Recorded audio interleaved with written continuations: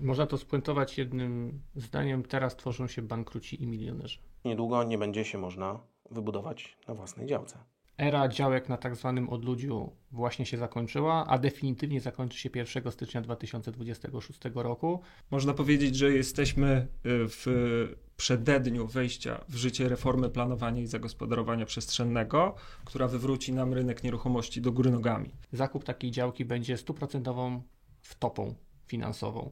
To jest jedyna forma zabezpieczenia wartości dla Twojej działki teraz. Działka może stracić nawet 80% wartości i będzie wyceniana jak działka rolna. Nie będzie mogła nigdy już zostać zabudowana. Po analizie zauważyliśmy pewne szanse, które w szybkim czasie są w stanie zwiększyć wartość tej nieruchomości z obecnych 10 zł do 140 zł za metr kwadratowy. Jeśli posiadasz taki grunt, to działaj szybko i jeśli planujesz kupić, to go nie kupuj.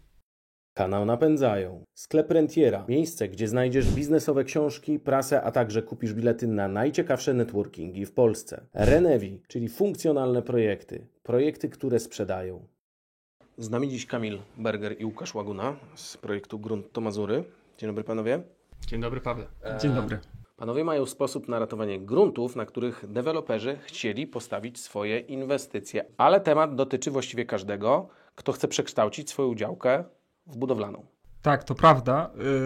Ratujemy grunty, przekształcamy je na rzecz naszych inwestorów, klientów i co ważne, inwestorem nie musi być deweloper. Przepisy się zmieniły, mówicie, że ratujecie, a jakiś przykład, jak można stracić? Zgłosiła się do nas klientka, która poprosiła o analizę działki. Podczas oględzin i wywiadu okazało się, że jest już za późno, jeżeli chodzi o to, co się dzieje na rynku. Nie możemy uratować tej działki. Nie byliśmy stroną podczas nabywania jej, nie wiedzieliśmy, co się dzieje i teraz jest już za późno. Okej, co tam się działo i jakie to są straty, jakiego rzędu? Działka może stracić nawet 80% wartości i będzie wyceniana jak działka rolna. Nie będzie mogła nigdy już zostać zabudowana, czy to budynkami mieszkalnymi, czy rekreacyjnymi. Po prostu będzie z zakazem zabudowy. Można to spuentować jednym zdaniem: teraz tworzą się bankruci i milionerzy. Okej, to pogadajmy o tych milionerach. To jak ratujecie? Macie jakieś przykłady uratowania takich gruntów? Zgłosił się do nas inwestor, aby uratować jego nieruchomość, natomiast po analizie zauważyliśmy pewne szanse, które w szybkim czasie, mam tutaj na myśli około 9 miesięcy, są w stanie zwiększyć wartość tej nieruchomości z obecnych 10 zł do 140 zł za metr kwadratowy. Drugim przykładem może być sytuacja, w której przyszedł inwestor z konkretnym case'em inwestycyjnym. Dobraliśmy do jego wymagań konkretną lokalizację. On skupił nieruchomości w odpowiednim czasie i przeprowadziliśmy procedurę, która sprawiła, że zoptymalizowaliśmy istniejący plan miejscowy, zwiększając powierzchnię pod zabudowę o 50%, co sprawiło, że działki skupowane w okolicach 10 do 40 zł za metr kwadratowy sprzedawane mogą być za 150. To przejdźmy do tych zmian w przepisach. Jakie to będą zmiany na rynku nieruchomości gruntowych i czy trzeba się ich obawiać? No bo ponoć niedługo nie będzie się można wybudować na własnej działce. Można powiedzieć, że jesteśmy w przededniu wejścia w życie reformy planowania i zagospodarowania przestrzennego, która wywróci nam rynek nieruchomości do góry nogami. To znaczy, ludzie, którzy myślą, że na swojej działce będą mogli się wybudować, całkowicie będą zaskoczeni tym, że działka pozostaje rolna i już rolna będzie zawsze. Okej, a jakbyśmy mieli wymienić najważniejsze zmiany w przepisach, w punktach? Przede wszystkim wchodzi w życie plan ogólny, który będzie prawem lokalnym i zamienia studium. Tak? Zmieniają nam się warunki zabudowy, które będą musiały być zgodne z planem ogólnym, co jest znacznym utrudnieniem ich uzyskania. Tak? Wchodzi nowe narzędzie, które się nazywa zintegrowany plan inwestycyjny. Jest to typ planu miejscowego stworzony dla inwestorów, tak? Który sprawia, że inwestorzy mogą przejąć inicjatywę i zaproponować swoje rozwiązania w gminie i w sposób szybszy niż docelowo z planami miejscowymi takimi klasycznymi uchwalić atrakcyjne zapisy dla siebie do przeprowadzenia inwestycji. Jak wchodzą nowe przepisy, to zazwyczaj ktoś jest zadowolony, ktoś jest niezadowolony. Jakie są minusy na przykład tych zmian? Przede wszystkim dotknie to osoby, które chcą spełnić swoje marzenie o domku pod lasem, ponieważ era działek na tak zwanym odludziu właśnie się zakończyła, a definitywnie zakończy się 1 stycznia 2026 roku, gdzie zakup takiej działki będzie 100% wtopą finansową. Dlatego osoby, które planują takie realizacje, powinny już teraz podjąć wszelkie działania, które mają zabezpieczyć ich nieruchomość. Jeśli posiadasz taki grunt, to działaj szybko. Jeśli planujesz kupić, to go nie kupuj. Jakie działania trzeba podjąć? W tym wypadku są to warunki zabudowy. To jest jedyna forma zabezpieczenia wartości dla Twojej działki teraz, przed wejściem w życie planu ogólnego. Warunki zabudowy będą prawomocne i będą bezterminowe. To znaczy, że będziesz mógł w nieokreślonym w przyszłości czasie wybudować sobie dom na swojej działce i nie będzie ten dom musiał być zgodny z planem ogólnym, który już wtedy wejdzie w życie. Czyli wychodzi na to, że teraz urzędy będą obłożone wnioskami o WZ-ki. Tak, będą i już są. W tym momencie można powiedzieć z lekką ręką, że to jest 3 razy więcej wniosków niż w latach poprzednich. Wnioski z miesiąca na miesiąc przychodzą z taką dużą intensywnością, że urzędy muszą zatrudniać nowych ludzi do obsługi procedury. Ważne jest to, że w momencie, kiedy składasz wniosek o warunki zabudowy, w takim klasycznym, z klasycznego punktu widzenia, urząd ma 90 dni na wydanie tobie decyzji o warunkach zabudowy. Jeżeli tego nie zrobi, mogą nastąpić kary. Dlatego urzędy wpadają w panikę. Problemem nie są tylko zmiany, tylko też fakt, że urzędnicy nie do końca je rozumieją. A jak nie rozumieją, to podejmują irracjonalne decyzje. Dlatego też z Łukaszem prowadzimy szkolenia, aby gminy rozumiały, na czym polegają te zmiany, aby uprościć wszystkim życie oraz móc realizować wszelkiego rodzaju procedury, na przykład z warunkami zabudowy. Dlatego jak już zgłaszają się do nas ludzie, aby wesprzeć ich w tym procesie, no to nie każdemu oczywiście pomożemy, natomiast faktycznie wkrótce, aby pomóc większej liczbie osób, udostępnimy e-booka dotyczącego warunków zabudowy i jak odnaleźć się, żeby nie skończyć tak jak w czarnych scenariuszach, które widzimy pod kątem tych zmian w przepisach. Ale poczekaj, mówisz też, że szkolicie gminy. Tak. Czyli co, nie odnajdują się? Można to porównać na przykład do Polskiego Ładu, podczas którego nawet urzędnicy nie wiedzieli, jak stosować zmiany w przepisach? Gorzej, ponieważ w Polskim Ładzie zawsze można było, jeśli chodzi o podatki, napisać jakąś próbę odwołania, czy szukać jakiejś deski ratunkowej. Natomiast w przypadku, gdy gmina podejmie decyzję o zakazie zabudowy, to ona będzie trwała. Ale są też jakieś korzyści z nowych przepisów? Tak, są te nowe korzyści. Już o nie zahaczaliśmy, czyli zintegrowany plan inwestycyjny.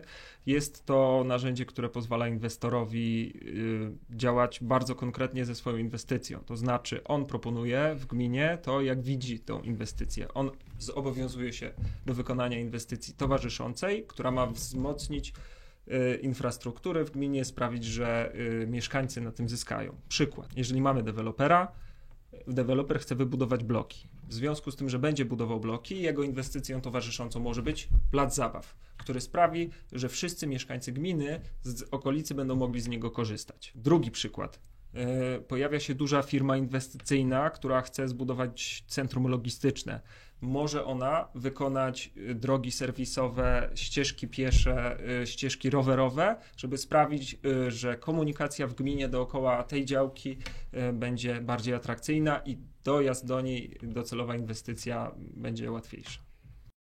Również zapomnieć o bardzo ważnym elemencie całej tej układanki, czyli o czasie, w którym się znajdujemy. Obecnie jest tak zwany okres przejściowy, który jest precedensem, w którym można korzystać z nowych przepisów, które właśnie wchodzą w życie etapami oraz starych. Powoduje to, że w rękach urbanistów powstało narzędzie, dzięki którym mogą naprawdę maksymalizować możliwości zabudowy. To oczywiście wkrótce minie, natomiast teraz jest to ogromna szansa dla osób, które posiadają grunty. Można to porównać do sytuacji, gdy wiesz, że na przykład cena akcji za rok w danej firmie pójdzie w górę lub w dół, no to wiesz, czy sprzedawać, czy kupować. Teraz dokładnie wiemy, kiedy co się wydarzy na rynku nieruchomości. Jesteśmy w punkcie, który daje ogromne szanse dla inwestorów ziemskich. Czyli wiemy, w jakim kierunku idziemy, wiemy, w jakim kierunku idą ceny, czyli teraz to jest ten czas na działanie? Teraz jest czas na działanie, ale też czas na trzymanie działek, jeśli masz już w swoim portfelu działki budowlane. Nie trzeba patrzeć daleko lub być wybitnym matematykiem. Nie zakładajmy nawet optymistycznego wzrostu popytu. Jeśli zniknie podaż, a popyt zostanie taki sam, to ceny gruntów, mieszkań, lokali usługowych, czy nawet noclegów w hotelach pójdą wkrótce w górę. Dobra panowie, zmiana przepisów wchodzi po roku 25. Co wydarzy się w 26 roku, jeżeli nic nie zrobię ze swoją działką? W roku 26 przypominasz sobie, że masz jednak działkę tam. Chcesz sprawdzić i patrzysz na dokumenty planistyczne. Został uchwalony plan ogólny, a twoja działka jest działką rolną, bez możliwości zabudowy. Straciła na wartości. Okazało się, że w tym momencie kilkukrotnie. Jest to duże obciążenie dla twojego portfela. Jeżeli kupowałeś ją inwestycyjnie, możliwe, że w ogóle jej nie sprzedasz. Jeżeli kupowałeś ją, żeby w przyszłości wybudować dom, możliwe, że w ogóle go nie wybudujesz. Warto również pamiętać, że to nie tylko 2026 jest problemem, tylko część gmin ma już bardzo zaawansowany proces uchwalania planów ogólnych. I w sytuacji, gdy plan ogólny zostanie uchwalony, to może on wydarzyć się wcześniej niż 2026 rok i to też jest graniczna data, czyli 1 stycznia 2026 lub uchwalony wcześniej plan ogólny. Czyli może to być na przykład za tydzień czy miesiąc. Warto sprawdzić jak najszybciej w pierwszej kolejności, na jakim etapie jest gmina z uchwalaniem planu ogólnego. Dobra panowie, a czym się różni miejscowy plan zagospodarowania przestrzennego od zintegrowanych planów inwestycyjnych? Dobra, to na sam start powiedzmy, że zintegrowany plan inwestycyjny jest typem planu miejscowego. On wszedł razem z reformą ustawy. Różni się od typowego planu miejscowego tym, że mamy tutaj inwestycję towarzyszącą, umowę urbanistyczną, która w całkowicie przejrzysty i legalny sposób pokazuje, co należy dodatkowo wykonać, żeby ten plan wszedł w życie.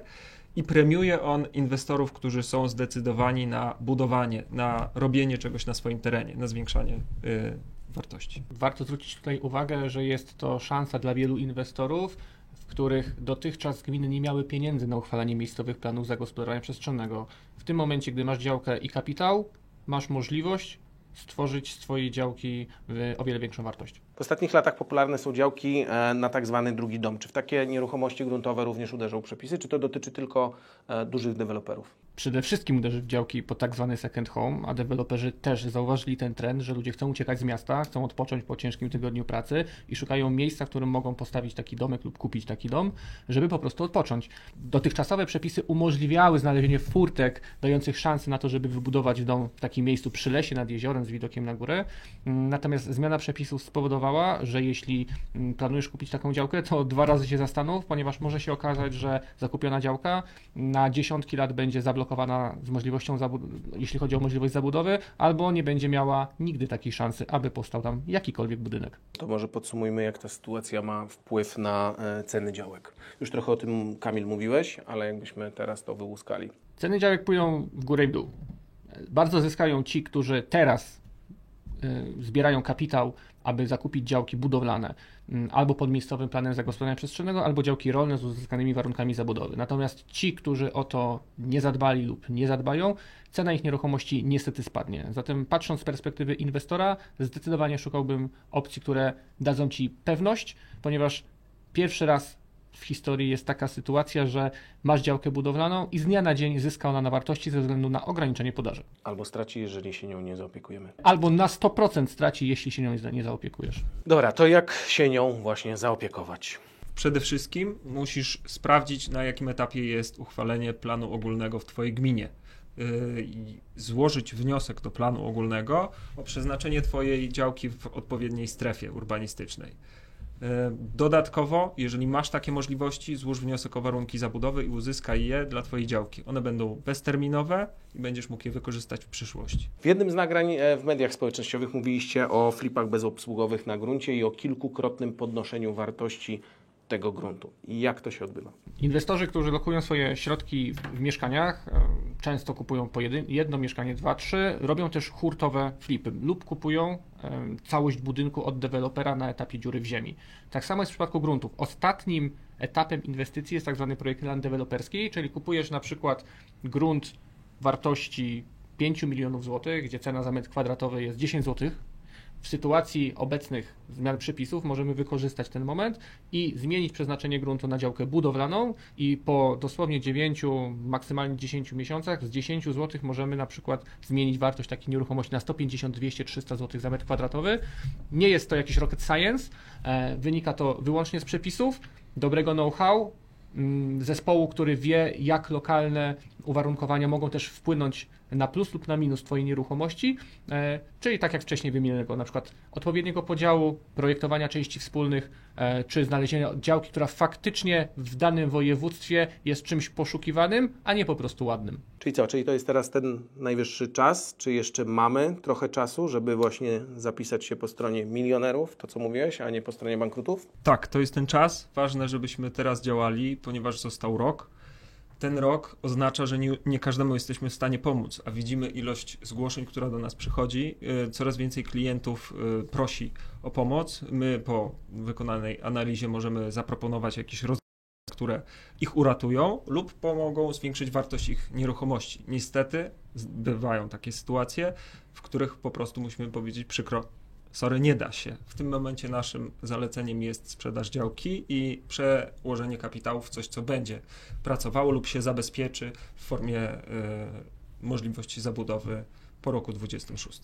Ale tak jak mnie sparafrazowałeś, że teraz tworzą się bankruci i milionerzy, to osoby, które z nami pracują, to często dostają informację, masz świetny grunt, nie sprzedawaj go teraz. Dlatego z drugiej strony, jak zgłaszają się osoby, że chcą kupić, no to ta podaż niestety staje się coraz mniejsza, też ze względu na świadomość inwestorów, którzy posiadają banki ziemskie, wiedzą, że zmieniła się ustawa i po prostu nie chcą sprzedawać nieruchomości. Więc jak teraz kupować, to działki, które mają szansę skorzystania z okresu przejściowego, który po prostu się niestety kurczy.